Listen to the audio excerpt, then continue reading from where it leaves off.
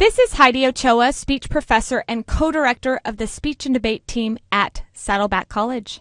Today's presentation is designed to share with you useful strategies for your business pitch in this competition. Professors Scott Frederickson, Lucas Ochoa, and I will review 3 areas: verbal presentations, PowerPoint presentations, and business pitch presentations. American writer and lecturer Dale Carnegie once said, "Tell the audience what you're going to say it, then tell them what you've said." For me, his quotation highlights the importance of simplifying and summarizing information in a way that is palatable. Every audience member that you encounter is bombarded with information every single minute of every single day. They are pulled in a web of messages that are communicated to them via Facebook, text message, internet, billboards, their colleagues, families, and friends' voices. And it is up to you to get them past that information, which is very difficult to do. Therefore, when you are preparing a presentation, you should think about your audience's senses that you need to reach in order to get them to listen to your business pitch. In your own business pitch, consider 3 principles that mark great presentations. They captivate, they inform, and they remind.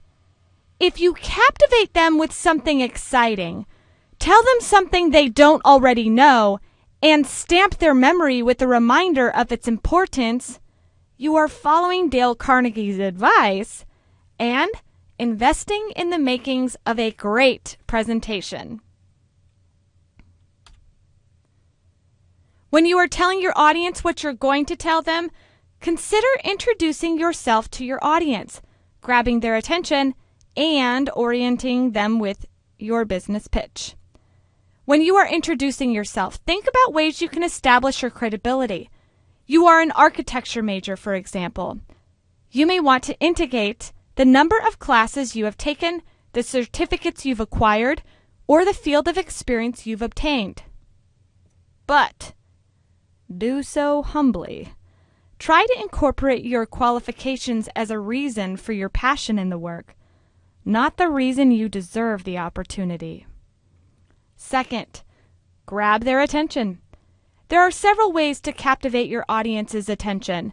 You can ask a question, start with a quotation, use a compelling statistic, or even open with a descriptive story. When selecting your attention grabber, think about your topic.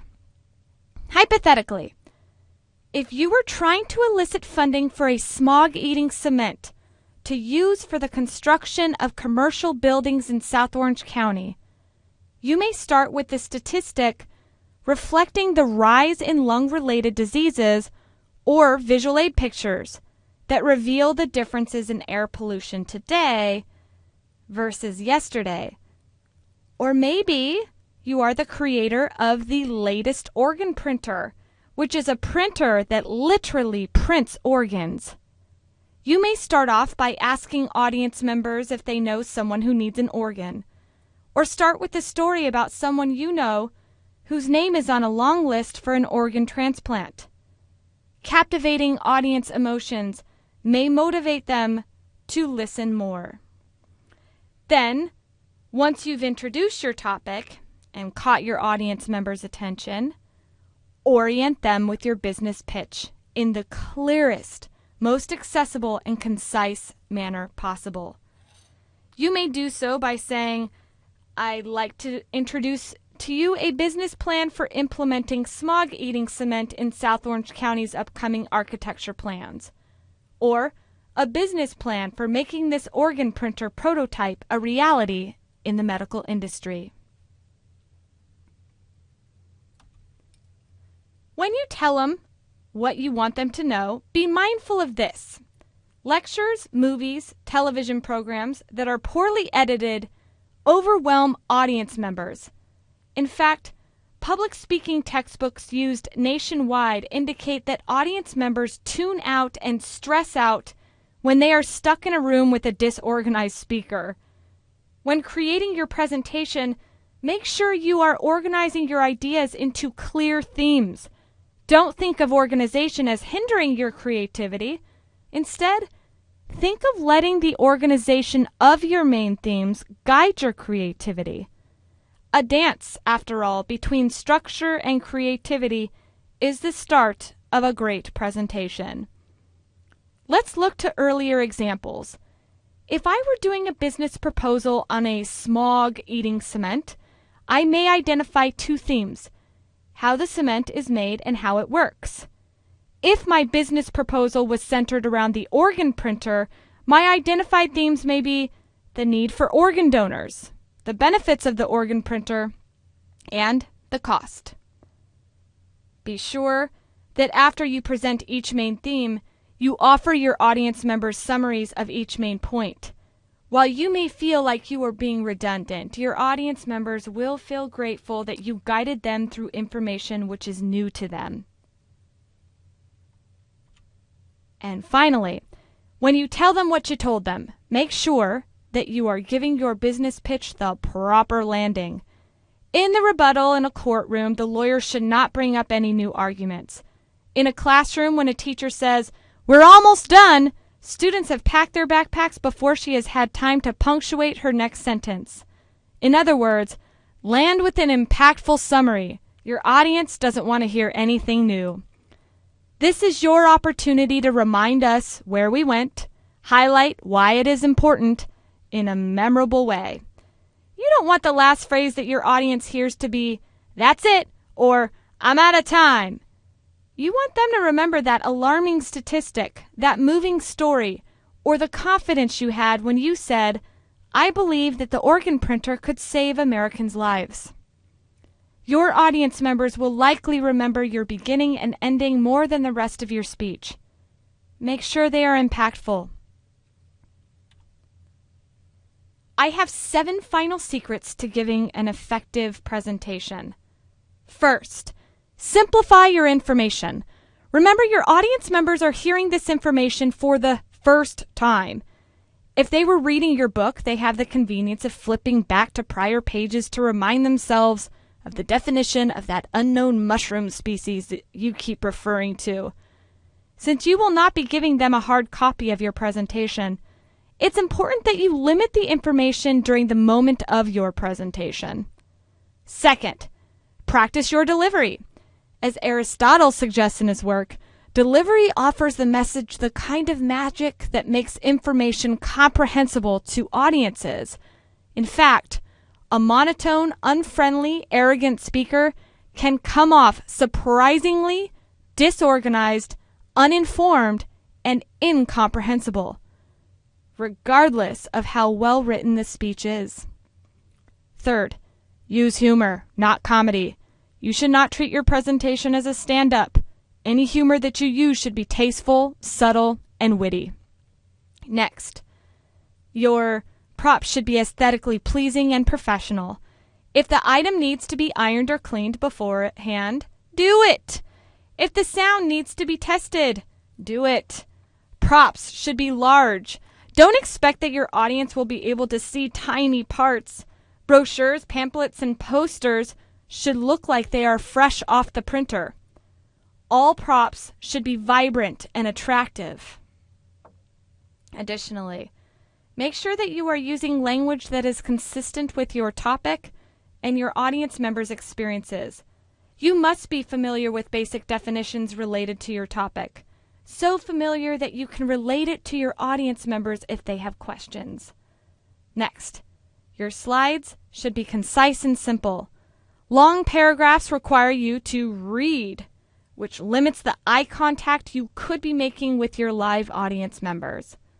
And finally, your business pitch should be about social change, not about your talent or your unique ability to enact social change. Keep that focus.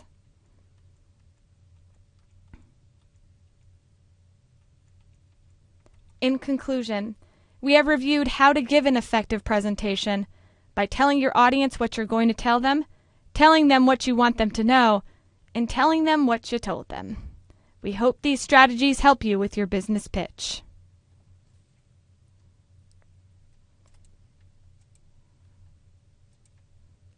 Here are some tips on how to make an awesome PowerPoint presentation. First, don't read your slides. Anyone can do that.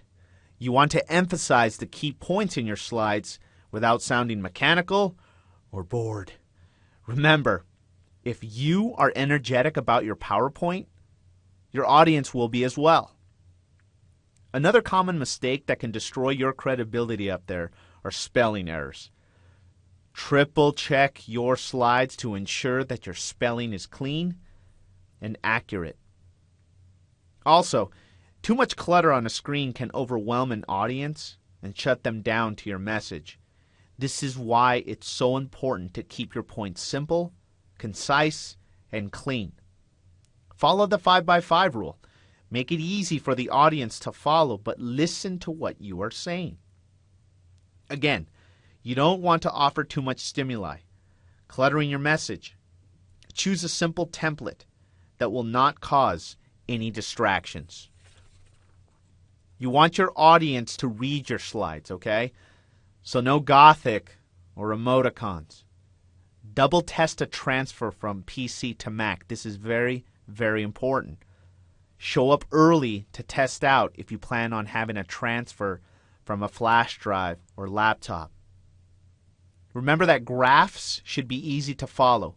Simple colors and large, legible numbers can make a graph enticing and effective to your audience. No animations or sounds. Try not to get cute. Remember that humor is good, but not at the expense of your professionalism and dedication to your room. Embedded videos can be interesting to a presentation, but always ask yourself if the risk is worth the payoff. Sometimes embedded videos are notorious for crashing and or having difficult transfers. Finally, here are 10 tips for creating a professional PowerPoint presentation. Remember that intentionality is everything with your slideshow. Say what you mean and be precise. Try not to deviate too much from your message. Be consistent, and your audience will have an easier time following the intended goal. Contrast is a good thing. It gives your audience the ability to think about multiple issues, but at the same time, keeps it lively and entertaining. Remember that colors on a slideshow are great. However, don't use neons or wild colors that could distract or otherwise confuse your audience. Remember, you want to keep the message as pure as possible. You want to leave your audience with a lasting impression as well. Leave them with something lasting, a quotation, insightful direction, or positive affirmation that they can repeat in that room. Make sure that the images are clean and sharp. A good visual aid can really enhance your message. Once again, be lighthearted and relaxed. But don't forget, save the silly humor outside of this professional environment. Remember that your audience is everything. Study them. Know their ages, gender, and nonverbal style of communication before you enter the room. And finally, the most important part of your presentation, practice. Don't let the first time you are delivering your presentation be during this pitch. An audience can tell the difference between nervousness and being unprepared.